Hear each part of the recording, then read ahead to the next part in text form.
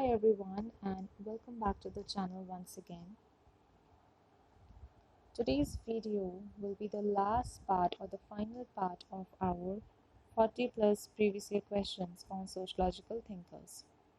Those who have not watched the previous video of this particular topic, this particular series, please go back and watch the previous videos, and also don't forget to watch the different videos and questions discussed on very different other topics. Alright, and please don't forget to subscribe to the channel so that we can connect and you can be aware of the new videos and the new series of videos which are coming up. Okay, so in order to stay tuned, you have to subscribe and also connect to each other so that we can learn and connect and know each other better through our academic content.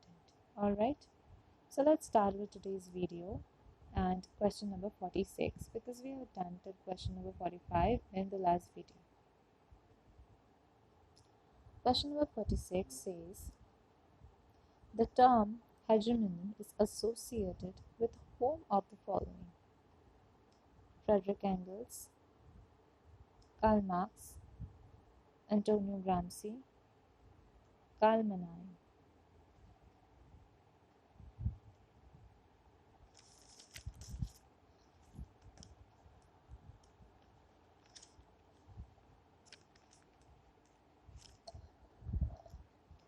The answer is Antonio Gramsci. So, it is Gramsci who uses the concept or developed the notion of hegemony in his writing known as Prison Notebooks. So, let's learn what hegemony is. So, basically, hegemony can be called as a form of control exercised primarily through a society's superstructure. Means cultural hegemony functions mainly by framing the views of whom? Of the ruling class. So it is more or less like an indirect domination through the social institutions like church, courts, schools, etc. Alright?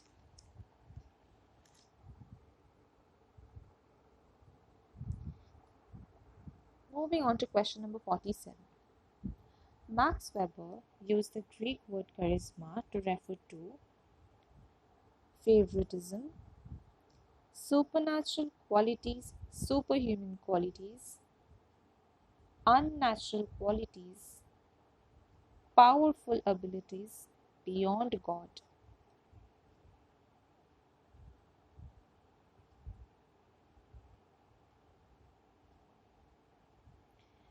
The answer is supernatural qualities and superhuman qualities. This mainly describes the exemplary character of an individual in relation to Max Weber's charisma. Question number 48. Who said that labor power equals the brain, muscle and nerve of the laborer? Very easy question if you know about the surplus labor theory or the surplus value. Frederick Engels, Max Weber, Karl Marx, Vladimir Lenin.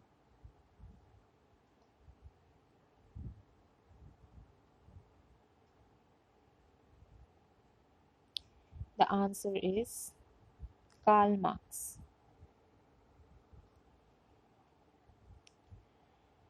The exchange value of a product, as we know, is determined by what? By the hours of labor which is necessary to create it. The hours of labor that goes for making the product, okay? So according to Marx, labor is nothing more than a commodity in capitalism, okay? Thus he says that labor power equals the brain, muscle and nerve of the laborer. Alright? Question number 49.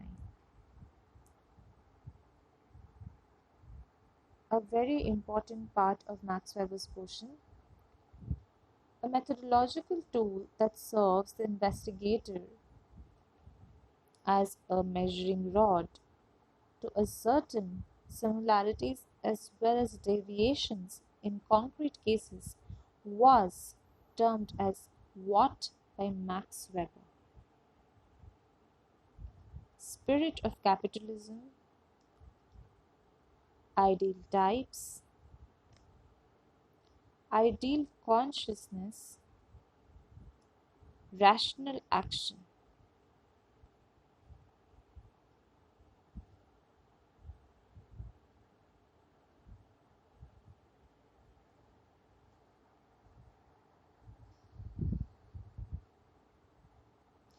The answer is ideal types.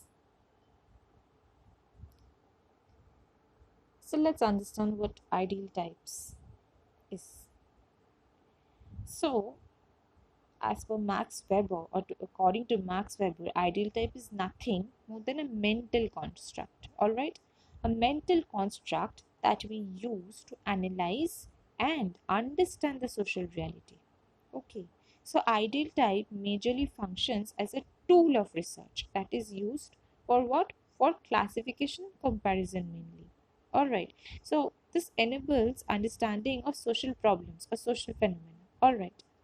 So it is not ideal, quote unquote, ideal in its sense or best, but it is mainly referring to a construct or a measuring rod, okay, or just an analytical tool which we are using, okay.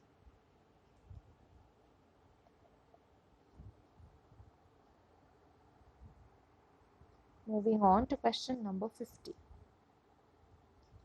Who gave dispersed and cumulative inequality?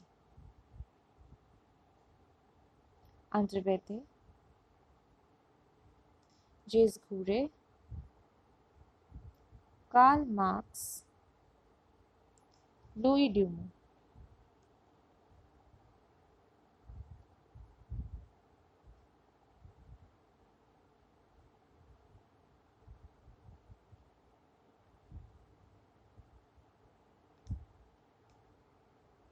The answer is André Breton.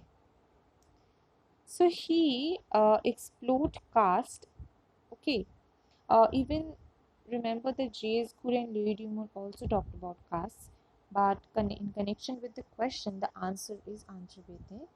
So he was the one who studied caste and changes in caste system. Okay, he was also influenced by Max Weber. Remember this, and has a very important study in the Sripuram village. Okay. So while studying or doing so, or studying about caste, he mentioned about cumulative and dispersed inequality. Okay, so usually caste system is characterized by cumulative inequality. Alright, cumulative means where caste is equal to class here. Okay, whereas dispersed inequality means caste is not equal to class. Alright, nowadays higher caste doesn't mean that the person is from a higher class as well. Right, okay. Also remember a very important book, Caste, Class and Power.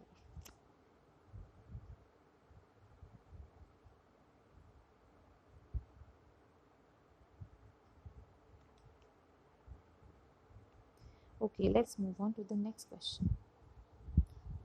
Question number 51. As said, stratification is universal due to the requirement of any society to motivate individuals to fill important social positions. Pareto and Mosca, Karl Marx and Max Weber, Davis and Moore, M. Tumin.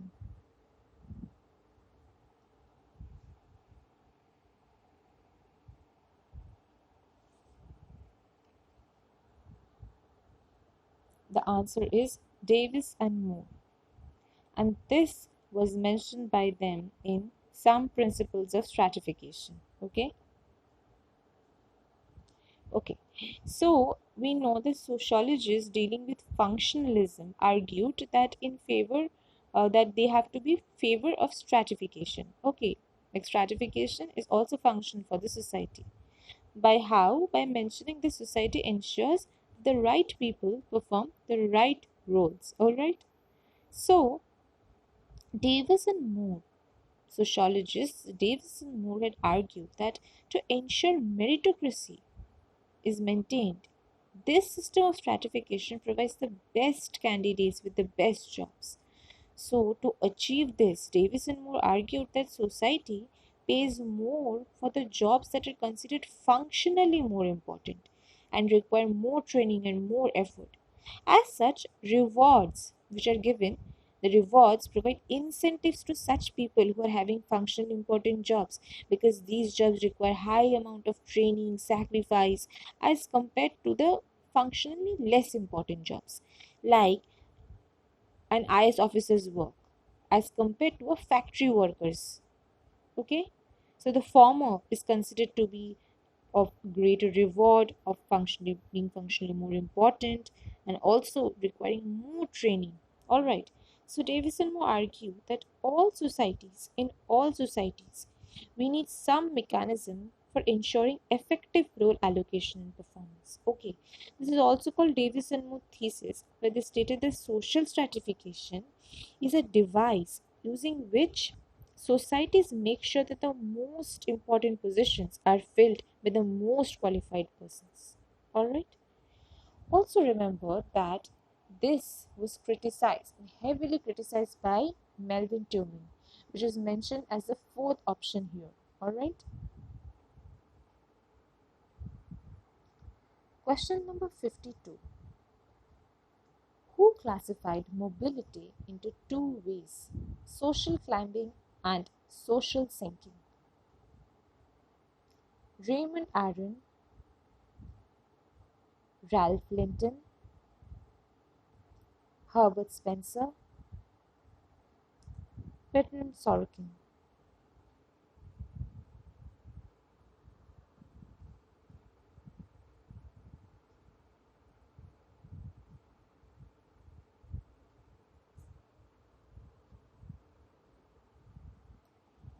The answer is Sorokin. Now, according to the direction of transition, there are two different types of vertical social mobility. One is social climbing, where we are moving up the ladder, and one is social sinking, where we are moving or falling down the ladder. Alright? So, social climbing is an ascending method by which an individual or group of individuals can elevate their social status. Whereas, on the other hand, social sinking is which a group can degrade or downgrade their social position. For example, if I say that a celebrity or a very popular sports person commit a crime, okay, that will ultimately do what? Ultimately lower his or her social status and lead to social sinking. Okay, that was an example of social sinking. So, this was all for today, and I hope you have learned from here. We're going to continue with more questions from next week, and please don't forget to subscribe to the channel, and thank you very much for learning. Stay well.